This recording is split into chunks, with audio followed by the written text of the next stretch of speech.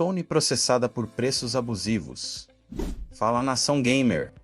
Thiago aqui.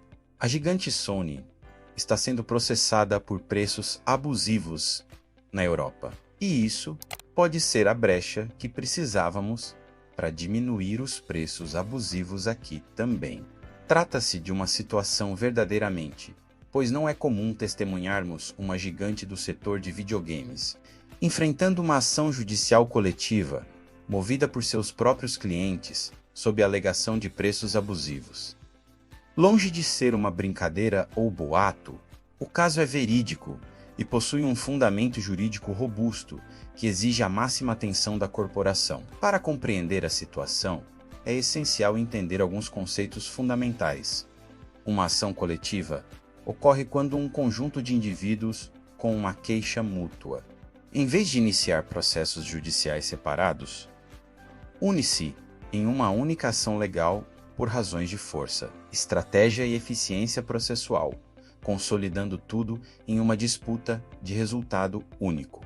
Outro ponto crucial é definir o que a lei considera como preço abusivo, que não se baseia apenas na percepção de que algo está caro, mas exige o cumprimento de condições específicas e a apresentação de provas concretas e substanciais, descartando a possibilidade de ser apenas uma insatisfação generalizada. O processo em questão está em andamento na Europa, mais especificamente na Holanda, encabeçado pela Fundação Holandesa de Direitos do Consumidor.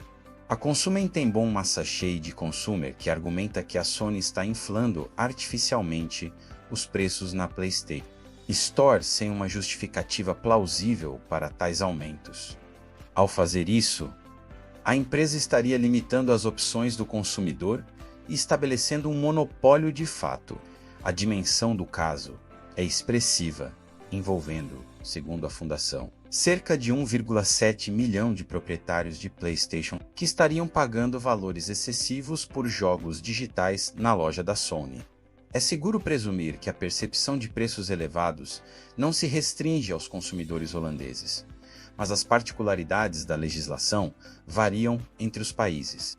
Embora o Brasil possua leis contra esse tipo de prática, a complexidade do cenário jurídico nacional torna incerto o sucesso de uma ação semelhante por aqui. A Fundação Holandesa afirma ter investigado e verificado que, em média, os consumidores pagam até 47% a mais por jogos digitais em comparação com suas versões em mídia física.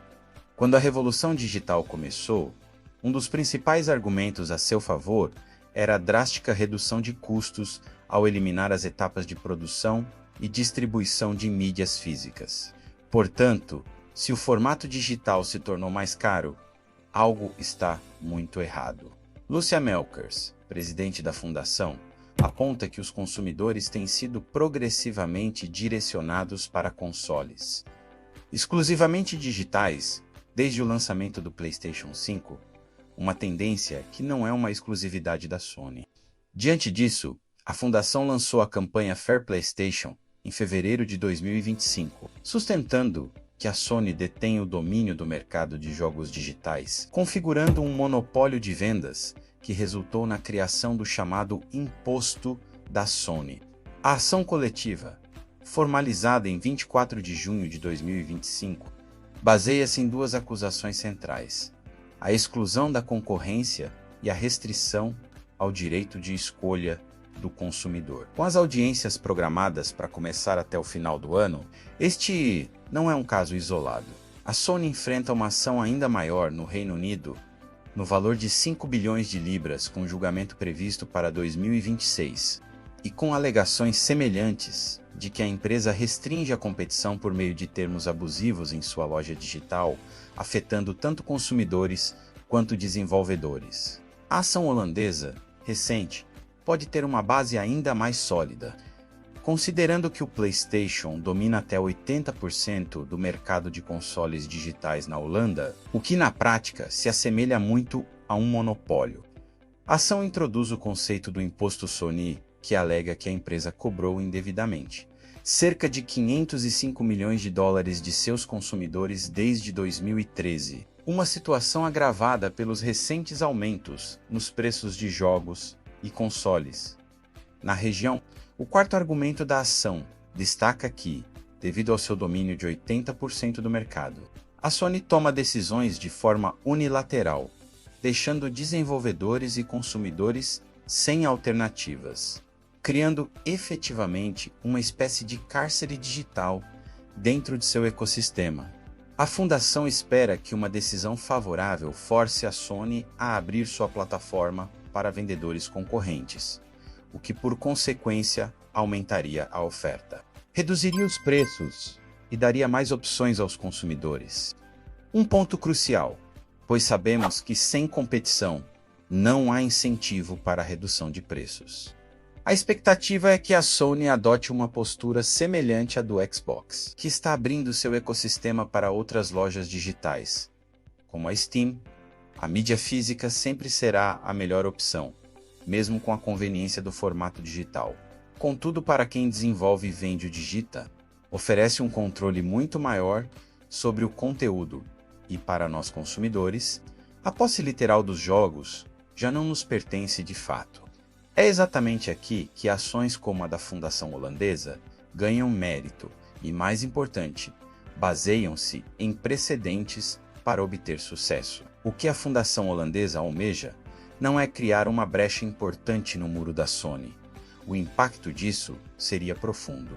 Imagine um cenário em que a Sony tivesse uma plataforma aberta, permitindo que um jogo fosse vendido por R$350 em sua loja, enquanto o mesmo título estivesse disponível por R$200 na Steam dentro do mesmo console.